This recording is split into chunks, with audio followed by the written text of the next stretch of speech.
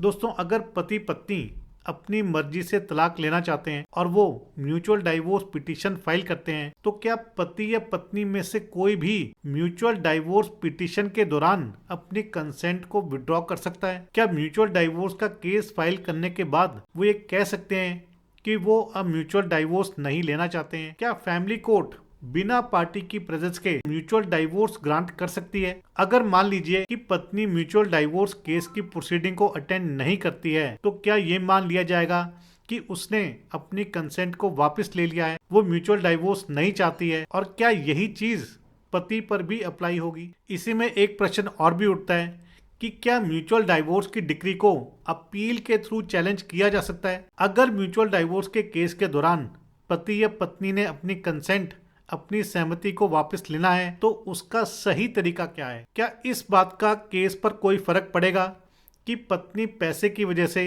या पति को हरास करने के लिए अब म्यूचुअल डाइवोर्स देने से पलट गई है? क्या फैमिली कोर्ट इस बेसिस पर कि पति पत्नी के बीच में ब्रेकडाउन ऑफ मैरिज हो चुका है, इस बेसिस पर पति पत्नी को म्यूचुअल डाइवोर्स ग्रांट कर सकती है? अगर म्यूचुअल डाइवोर्स केस के दौरान पति कुछ पेमेंट या सारी पेमेंट पत्नी को दे चुका है और पेमेंट लेने के बाद पत्नी अपनी कंसेंट को वापस ले लेती है, तो क्या ऐसे में वो पेमेंट जो कि पति ने दी है उसे वापस मिलेगी, या फिर वो पेमेंट जो चली गई वो पत्नी के पास ही रहेगी? दोस्तों, ये सभी प्रैक्टिकल प्रॉब्लम्स हैं जो कि पति पत्नी को म्यूचुअल डाइवोर्स की प्रोसीडिंग के दौरान झेलनी पड़ती हैं। आज के वीडियो में इन सभी पॉइंट्स के ऊपर बात करेंगे। साथ ही मैं आपको इन्हीं पॉइंट से रिलेटेड एक बहुत ही इंपॉर्टेंट दिल्ली हाई कोर्ट की जजमेंट बताऊंगा, जिसमें फैमिली कोर्ट के म्यूचुअल डाइवोर्स के ऑर्डर को हाई कोर्ट में चैलेंज किया गया। दोस्तों, वीडियो बहुत ही इंपॉर्टेंट है, इसलिए आपने वीडियो को अंत तक जरूर देखना है। यदि आपने अभी तक चैनल को सब्सक्राइब नहीं किया है तो चैनल को सब्सक्राइब कर लीजिए, साथ ही नोटिफिकेशन बेल आइकन दबा दीजिए। इन केस आपकी कोई भी लीगल समस्या है, लीगल प्रॉब्लम है, तो वो आप मुझे भेज सकते हैं।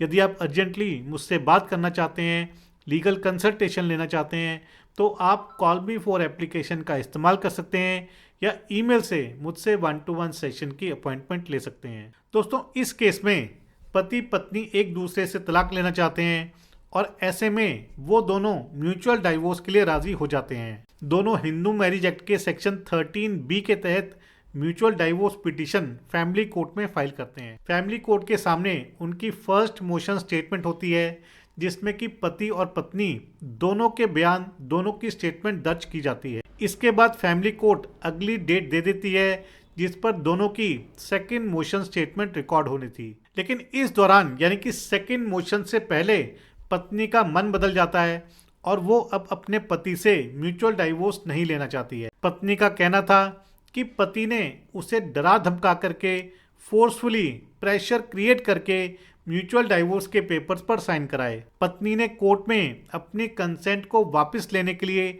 एक एप्लीकेशन भी फाइल करी, लेकिन फैमिली कोर्ट ने उसकी एप्लीकेशन को ये कह करके रिजेक्ट कर दिया कि पत्नी झूठ बोल रही है, पत्नी पर किसी भी तरह का कोई प्रेशर, कोई फोर्स नहीं है, पत्नी को धमकाया नहीं गया, बल्कि ये कहा गया कि पत्नी के मन में लालच है और उसी लालच के चलते पत्नी जानबूझ करके अपनी कंसेंट को विड्रॉ करना चाहती है। दोस्तों, पत्नी की एप्लीकेशन डिसमिस की जाती है। इसके बाद सेकंड मोशन स्टेटमेंट की बारी आती है, जिस दौरान पति तो कोर्ट में मौजूद रहता है, लेकिन पत्नी सेकंड मोशन स्टेटमेंट रिकॉर्ड करने के लिए फैमिली कोर्ट में हाजिर ही नहीं होती है। ऐसे में कोर्ट पत्नी की एब्सेंस में म्यूचुअल डाइवोर्स की डिक्री पास कर देती है और उस डिक्री में ये स्पेसिफिकली मेंशन करती है कि क्योंकि पति पत्नी के बीच में ब्रेकडाउन ऑफ मैरिज हो चुका है, इस करके वो इस मैरिज को म्यूचुअल डाइवोर्स की डिक्री के थ्रू खत्म कर रही है। यानी कि पत्नी की एब्सेंस में फैमिली कोर्ट म्यूचुअल डाइवोर्स की डिक्री पास कर देती है, और जब इस बात का पता पत्नी को लगता है तो पत्नी हिंदू मैरिज एक्ट के सेक्शन 28 के तहत फैमिली कोर्ट के ऑर्डर को हाई कोर्ट में चैलेंज करती है। दोस्तों, इस केस में हाई कोर्ट फैमिली कोर्ट के म्यूचुअल डाइवोर्स डिक्री के ऑर्डर को सेट असाइड कर देती है और हाई कोर्ट म्यूचुअल डाइवोर्स के रिगार्डिंग कुछ बेहद ही इंपॉर्टेंट पॉइंट्स को क्लियर करती है। दोस्तों, इस केस में हाई कोर्ट का कहना था कि म्यूचुअल डाइवोर्स की डिक्री पति पत्नी दोनों की कंसेंट से ही पास हो सकती है, और ये कंसेंट कॉन्टिन्यूअस कंसेंट होनी चाहिए, यानी कि जब तक डाइवोर्स की डिक्री नहीं आ जाती तब तक ये कंसेंट जारी रहनी चाहिए और दोनों पति पत्नी की होनी चाहिए। अगर केस के किसी भी स्टेज पर कंसेंट खत्म हो जाती है या कंसेंट को विड्रॉ कर लिया जाता है तो ऐसे में म्यूचुअल डाइवोर्स की डिक्री पास नहीं की जा सकती। हाई कोर्ट इस बात से भी हैरान था कि फैमिली कोर्ट ने पत्नी की एब्सेंस में कैसे म्यूचुअल डाइवोर्स डिक्री पास कर दी, क्योंकि म्यूचुअल डाइवोर्स केस में पति पत्नी दोनों का प्रेजेंट होना बेहद ही जरूरी है। म्यूचुअल डाइवोर्स के केस में सेकंड मोशन स्टेटमेंट से पहले किसी भी स्टेज पर कंसेंट को विड्रॉ किया जा सकता है, कंसेंट को वापस लिया जा सकता है। दोस्तों, म्यूचुअल डाइवोर्स का केस फाइल करने के बाद अगर कोई भी पार्टी म्यूचुअल डाइवोर्स नहीं चाहती है तो ये बात फैमिली कोर्ट के सामने वो रख सकती है। ऐसे में कोर्ट को ओरली भी बताया जा सकता है और सही तरीका तो ये है कि एक एप्लीकेशन फाइल की जाए जिसमें ये बताया जाए कि पार्टी अपनी कंसेंट वापस ले रही है, वो अब म्यूचुअल डाइवोर्स नहीं चाहती है और उस एप्लीकेशन में वो अपने रीजन भी बता सकते हैं। अगर पार्टी केस की प्रोसीडिंग के दौरान कोर्ट में हाजिर नहीं होती है तो ये माना जा सकता है कि पार्टी ने अपनी कंसेंट को रिवोक कर लिया है और वो म्यूचुअल डाइवोर्स नहीं चाहती है। दोस्तों, इस केस से एक बात और भी क्लियर होती है कि म्यूचुअल डाइवोर्स की डिक्री को अगली कोर्ट में चैलेंज किया जा सकता है और ऐसे में सेक्शन 28 हिंदू मैरिज एक्ट के तहत हाई कोर्ट में अपील फाइल की जा सकती है। दोस्तों, इस बात से कोई भी फर्क नहीं पड़ता है कि आप अपनी कंसेंट को विड्रॉ करते समय क्या ग्राउंड्स ले रहे हैं। हो सकता है कि आपकी कंसेंट डरा धमका के ली गई हो, आपसे झूठ बोल करके म्यूचुअल डाइवोर्स के केस पर साइन कराए गए हों, या ये भी हो सकता है कि टर्म्स एंड कंडीशन जो आपको बताई गई